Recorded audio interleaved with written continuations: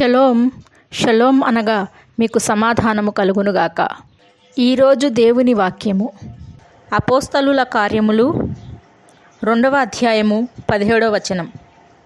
అంత్యదినములయందు నేను మనుషులందరి మీద నా ఆత్మను కుమ్మరించెదను, మీ కుమారులను మీ కుమార్తెలను ప్రవచించెదరు.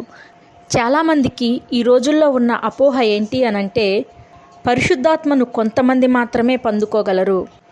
దేవుడు ప్రత్యేకముగా ఎన్నుకున్నవారు అనగా ఆయన ప్రవక్తలు కానీ సేవకులు కానీ ఇలాంటి వాళ్ళే ప్రవచించగలరు, ఇలాంటి వాళ్ళే భాషలతో మాట్లాడగలరు, అలాంటి వారే పొందుకోగలరు పరిశుద్ధాత్మను అనే అపోహ చాలామందిలో ఉందండి. అయితే వాక్యం ఏమని సెలవిస్తుంది అనంటే, అంత్యదినములలో ఆయనను విశ్వసించిన ప్రతి మనిషి మీద ఆయన పరిశుద్ధాత్మను కుమ్మరిస్తాను అని చెబుతున్నాడు. వాక్యము సత్యము. అయితే మొట్టమొదటిసారి పరిశుద్ధాత్ముడు ఈ భూమి మీదకు వచ్చినప్పుడు అగ్ని నాలుకల వలె విభాగించబడి అక్కడ ఉన్నవారందరి మీద వ్రాలినట్లు మనము చూస్తున్నాం. కానీ ఇప్పుడైతే అలా పైనుంచి దిగి రావాల్సిన అవసరం లేదు. ఎందుకని? ఆయన వచ్చేశాడు, మనలో నివసిస్తున్నాడు, ఆయనను విశ్వసించిన వారిలో నివసిస్తున్నాడు.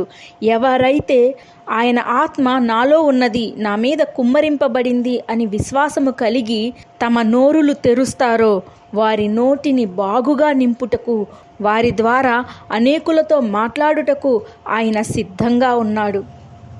కాబట్టి ఏవో అపోహలు పెట్టుకోవద్దు. దేవుడు పైనుంచి వస్తాడు, లేదా ఎవరైనా చెయ్యి పెట్టి ప్రార్థన చేసినప్పుడు మాత్రమే ఇలా జరుగుతుంది, దయచేసి ఇలాంటి అపోహల్లో పడిపోవద్దు. ఆయన ఎప్పుడో నీలో నివసిస్తున్నాడు. నీలో నివసించిన ఆయనను ఆర్పకుండా బయటకు తీయటం ఈనాడు నీ విశ్వాసము ద్వారానే సాధ్యము. నోరు తెరువుము, దానిని బాగుగా నింపెదను. ఆయన నిన్ను నింపియున్నాడు. నీవు నోరు విప్పితే నీ నోటి ద్వారా ఆయన మాట్లాడాలని ఆశపడుతున్నారు. నోరు విప్పు. ఆయన నీకు అనుగ్రహించిన ఆశీర్వాదాన్ని, నీ మీద పరిశుద్ధాత్ముడు కుమ్మరింపబడి ఉన్నాడు అని నమ్మి నోరు తెరిచి ఆశీర్వాదాన్ని స్వతంత్రించుకో. ఆశీర్వాదకరంగా జీవించు. ప్రార్థన.